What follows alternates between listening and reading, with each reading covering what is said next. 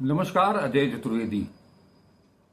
आप सभी को अच्छी तरह से मालूम है कि मंगलवार और बुधवार की रात भारतीय सेना ने कंबाइंड रूप से, जिसमें कि थल सेना, वायुसेना और जल सेना, इन सब ने मिलकर के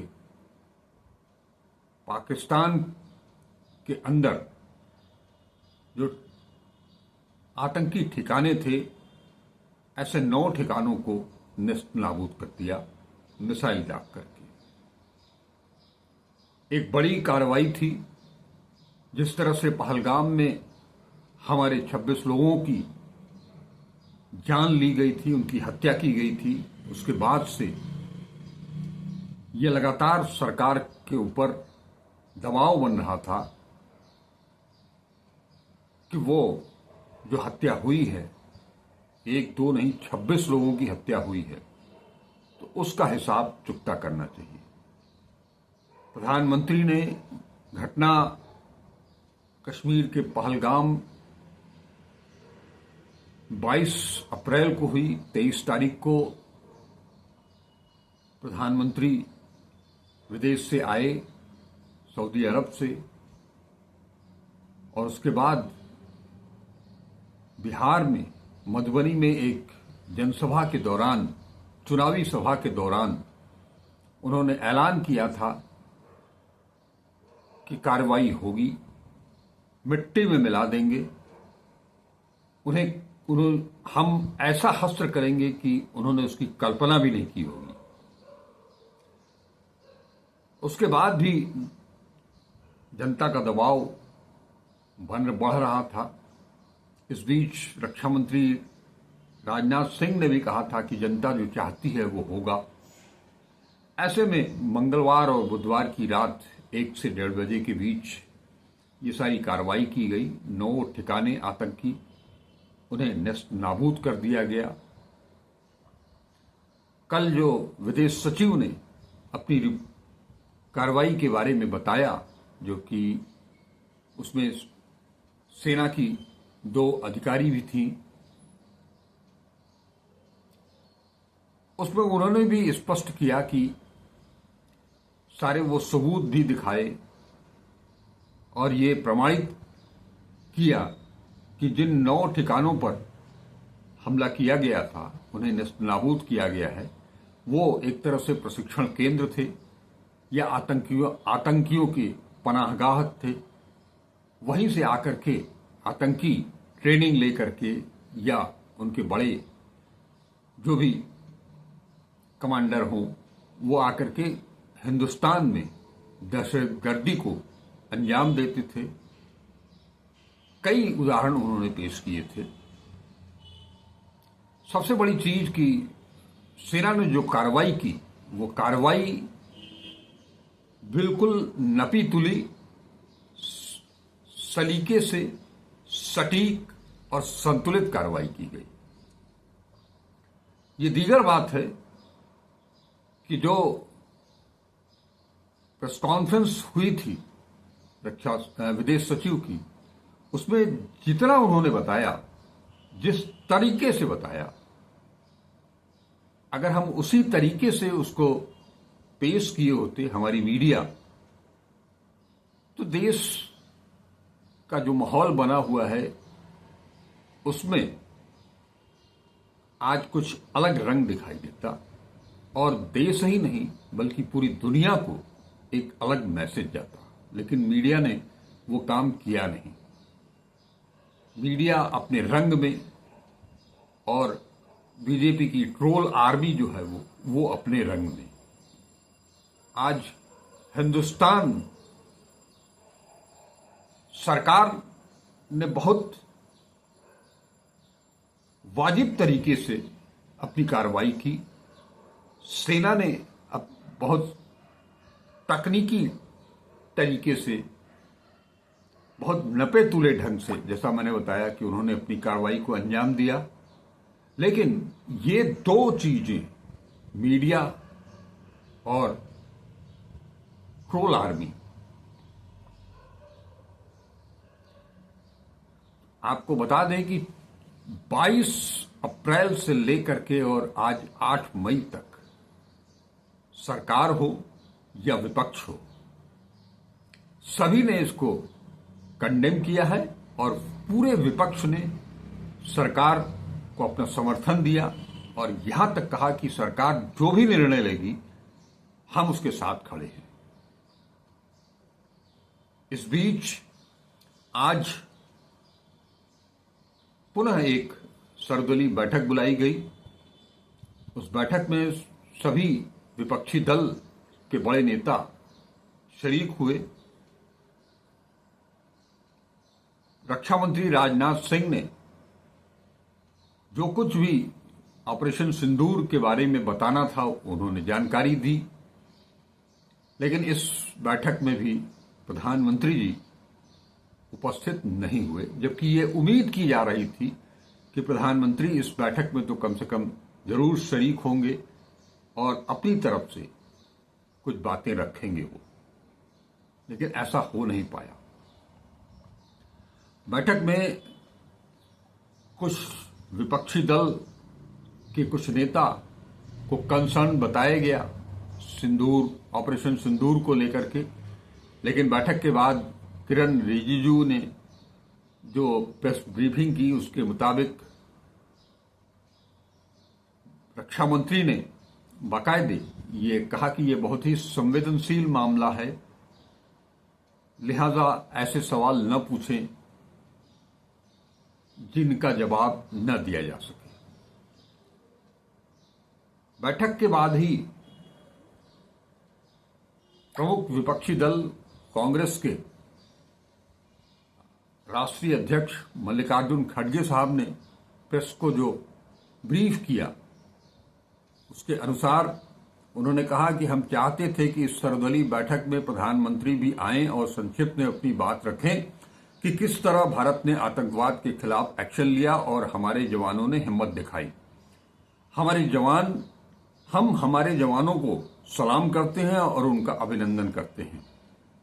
हम चाहते थे कि प्रधानमंत्री खुद आकर सारी बातें बताते जिससे सभी को उसका लाभ मिलता।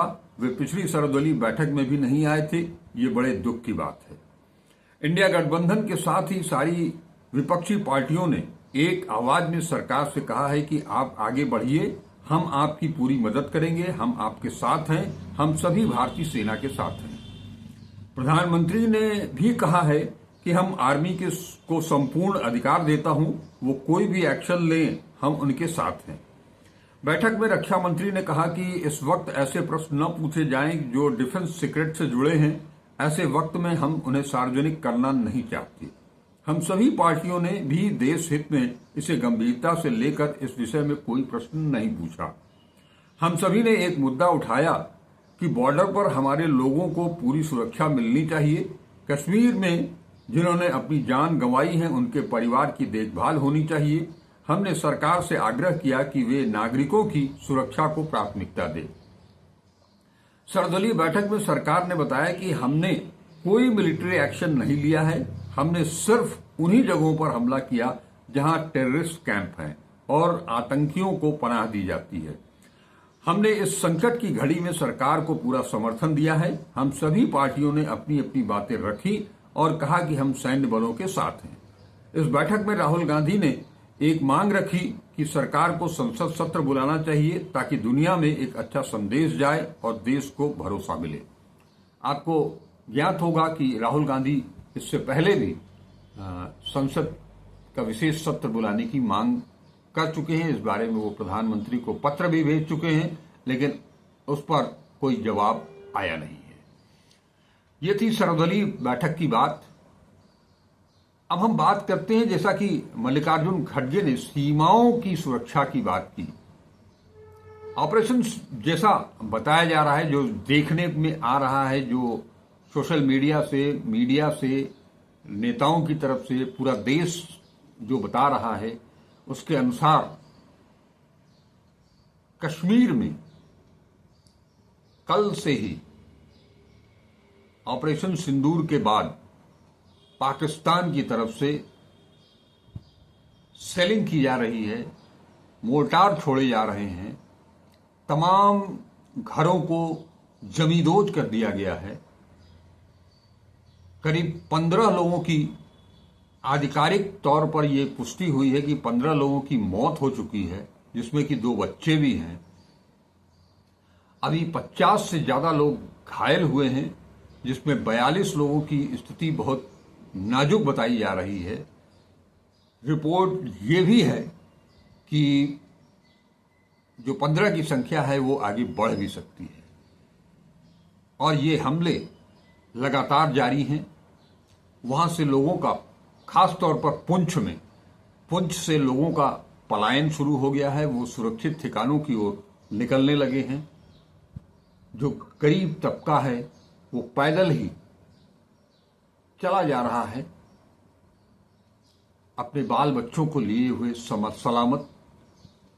फिक्र सिर्फ इतनी है कि हम भी सुरक्षित रहें, हमारी औलादें भी सुरक्षित रहें। लेकिन उधर से पाकिस्तान की ओर से सेलिंग रात भर चली, कोई रात भर सो नहीं पाया। बच्चों तक को निशाना बनाया जा रहा है, बुजुर्गों तक को निशाना बनाया जा रहा है। इतना ही नहीं, केवल हिंदू ही नहीं मारे जा रहे हैं, मुसलमान भी मारे जा रहे हैं, कश्मीरी भी मारे जा रहे हैं, गुरुद्वारों पर भी हमला हो रहा है। इसी संदर्भ में इस सर्वदलीय बैठक में मल्लिकार्जुन खड़गे साहब ने ये मांग की कि जो सीमावर्ती क्षेत्र हैं वहां सुरक्षा और बढ़ाई जानी चाहिए। हमारे जो नागरिक हैं, भारतीय हैं, उनकी सुरक्षा सर्वोपरि है। हालांकि सरकार भी इस बारे में चिंतित है, वो भी अपनी तरफ से पूरी कार्रवाई कर रही है। एक साथ सीमा पार की समस्याओं का भी समाधान किया जा रहा है, और सीमा के उस पार से जिस ढंग से लगातार गोलीबारी हो रही है, हमले हो रहे हैं, 14 दिन हो गए लगातार युद्ध विराम का उल्लंघन करके पाकिस्तान की तरफ से ये सारी कार्रवाई चल रही है। ये चीज कहने के लिए बहुत कुछ लोग कह रहे हैं, हम उनका विशेष उल्लेख यहां नहीं करेंगे। लेकिन एक बात, 22 अप्रैल की जो घटना हुई जिसमें कि 26 भारतीय और एक नेपाली सैलानी की हत्या कर दी गई धर्म पूछ करके, उसके बाद से जो माहौल बना, उस माहौल में अब ऑपरेशन सिंदूर के बाद अब क्या होगा, सरकार क्या करेगी। हालांकि संसदीय कार्य मंत्री किरण रिजिजू जी का कहना रहा कि ऑपरेशन सिंदूर ऑनगोइंग है, यानी कि जारी है। बहुत से चैनलों पर यह दिखाया भी जा रहा है कि फिर से भारत ने हमला किया है। मैं उसकी पुष्टि एकदम नहीं करता हूं, क्योंकि उसकी कोई अधिकृत जानकारी हमारे पास नहीं है। ठीक उसी तरह से हमारे पास, जैसे कल विदेश सचिव और सेना की 2 जवान अधिकारी, उन लोगों ने जो प्रेस को ब्रीफ किया, उन्होंने जो अधिकृत सूचना दी, जब तक वो उस तरह की कोई अधिकृत सूचना नहीं आती है, मैं इस बारे में कोई बयान अपनी तरफ से जारी नहीं करने जा रहा हूं। लेकिन मैं सिर्फ इतना कहूंगा जरूर कि कश्मीर घूमने के लिए गए सैलानियों की 26 लोगों की हत्या की गई, और अब 24 घंटे के अंदर या 36 घंटे मान लीजिए, 15 लोगों की जान चली गई। छोटे छोटे मासूम बच्चों को टारगेट बना दिया गया। एक भाई बहन, ऐसा कृत्य जो हो रहा है, उसका विरोध करना चाहिए जरूर, न कि हिमांशी नरवाल ने जो अमन चैन की बात की, सांप्रदायिक सौहार्द की बात की, उसका विरोध करके हिमांशी को ट्रोल करना और उस तरह का माहौल बनाना कदापि उचित नहीं होगा। इस मुद्दे पर भी जिस तरह से सरकार ने उन आतंकी ठिकानों को नेस्त नाबूद करने का बीड़ा उठाया, उसकी स्ट्रेटजी बनाई और पहली कार्रवाई कर दी है, उसी तरह से सरकार अपनी ट्रोल एजेंसी, ट्रोल आर्मी और मीडिया पर भी थोड़ा नियंत्रण दिखाएगी तो ज्यादा बेहतर होगा, क्योंकि देश कश्मीर से कन्याकुमारी तक एक है। जिस तरह से कन्याकुमारी का नागरिक है, उसी तरह से कश्मीरी भी है। कश्मीरियों को सुरक्षा प्रदान करना हम सब का कर्तव्य है। इसके लिए भी हो सकता है सरकार बहुत कुछ चीजें इस संवेदनशील माहौल में वो बहुत कुछ चीजें डिस्क्लोज नहीं करना चाहती है, लेकिन वो अपना काम कर रही है।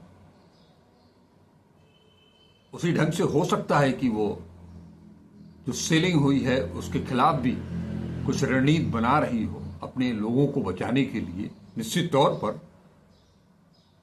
ऐसा होगा, हम ऐसी उम्मीद करते हैं,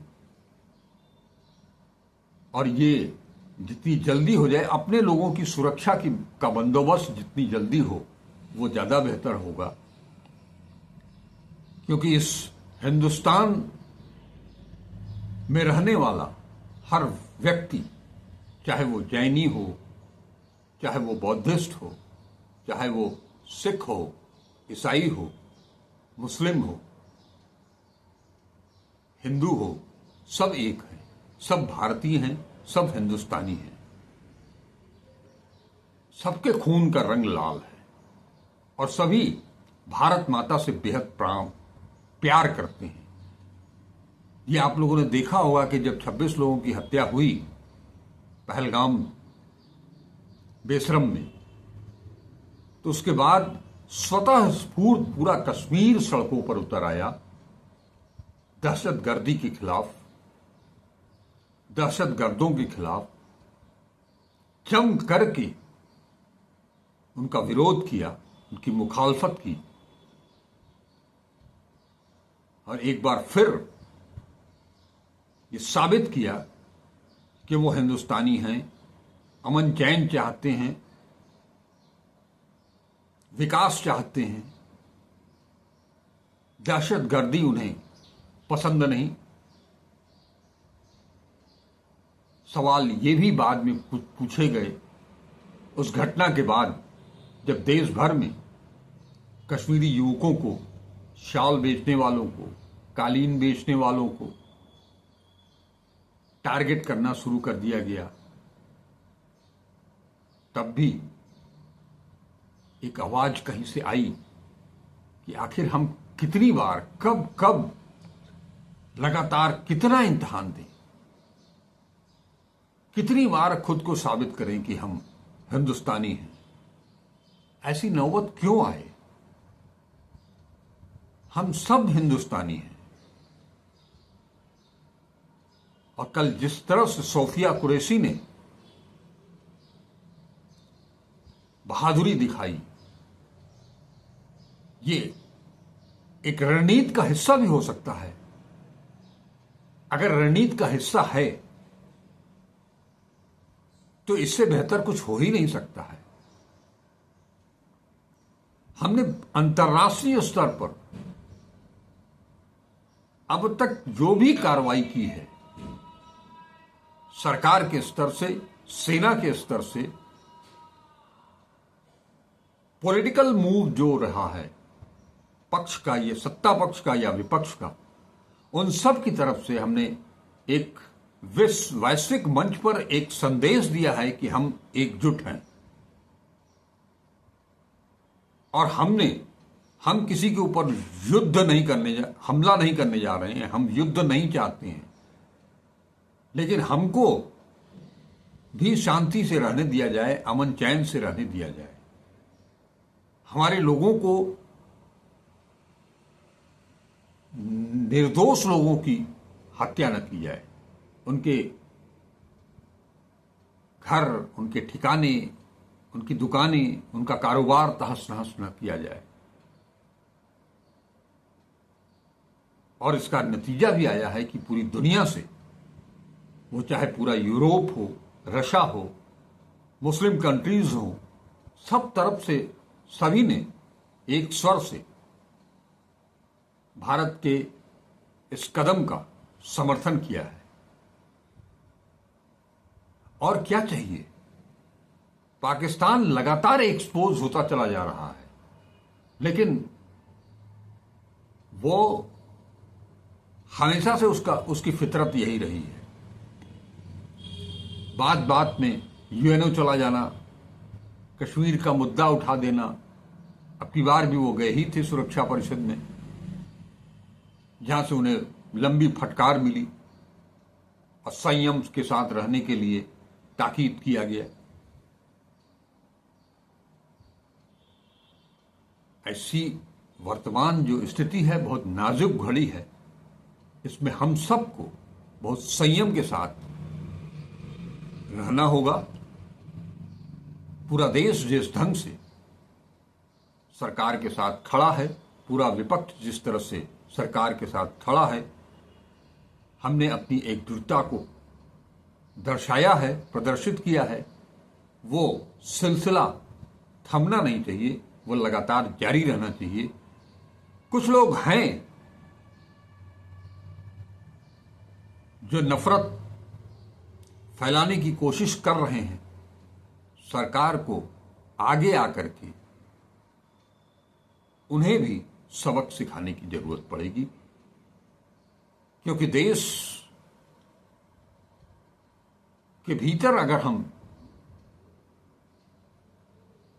माहौल एकजुटता का प्रदर्शित नहीं कर पाएंगे, तो यही तो उनका, हमारे दुश्मनों का, आतंकियों का लक्ष्य है। उनका लक्ष्य पूरा न होने दीजिए। नमस्कार, अजय चतुर्वेदी।